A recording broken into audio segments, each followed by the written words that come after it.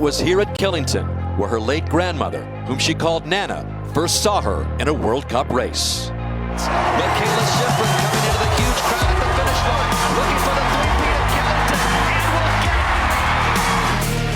it. Plus, the record crowds have reveled and seen the greatest slalom skier ever atop the podium. This weekend, a familiar cast of challengers is out to change that, as the top alpine skiers in the world race against a picturesque New England backdrop. The Homelight Killington Cup is next.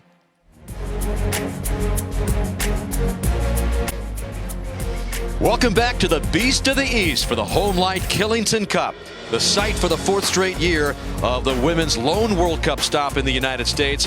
And they love their ski racing here in Vermont, to say the least. There have been record crowds the last 3 years, and even with bitter cold temperatures, officials here expecting 35,000 plus again for the women's giant slalom and slalom races.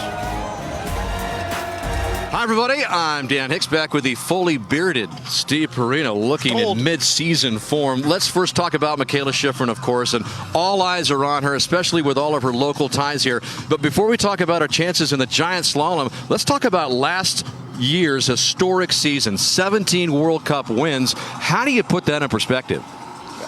Every time she crossed the finish line last year, she seemed to break a new World Cup record I had never heard of. But the fact that she won 17 races in a single season when the record used to be 14, and doing it in slalom, giant slalom, and Super G. And get this, she really approached that season somewhat judiciously, meaning she did not ski in combined events.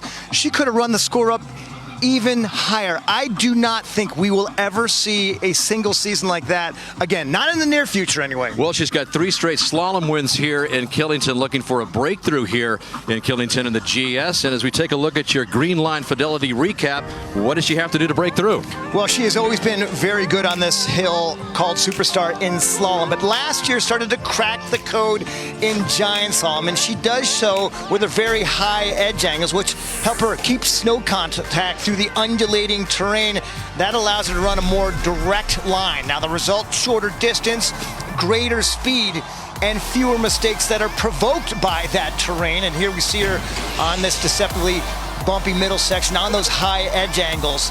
And that is how she maintains that flow and snow contact through the entirety of this very challenging course. And if she stays the course this year, she has a chance to pick up her first victory in giant slalom on this hill. Well, we expected her, rising rival here, Alice Robinson of New Zealand, who turns 18 years old tomorrow, to give her a run here. But the first run was held earlier, and Alice Robinson, just like that, is out of it.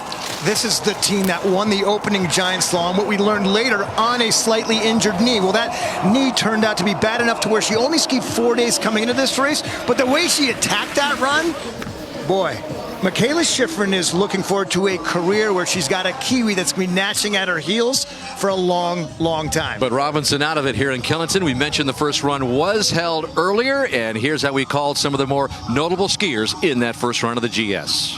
So here comes Ravensburg. First off, the Olympic champion as well from Vancouver back in 2010.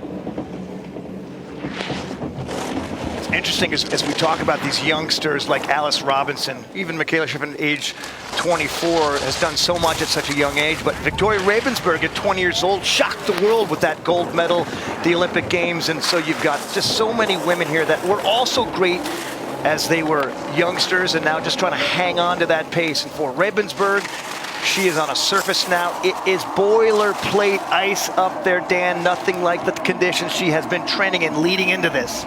Certainly a veteran. In addition to that gold in the Olympics, took bronze in Sochi in the GS. Also 2-time silver medalist at the World Championships in the giant slalom. And so Ravensburg comes down and puts a time of 49.5 for everybody else to look at.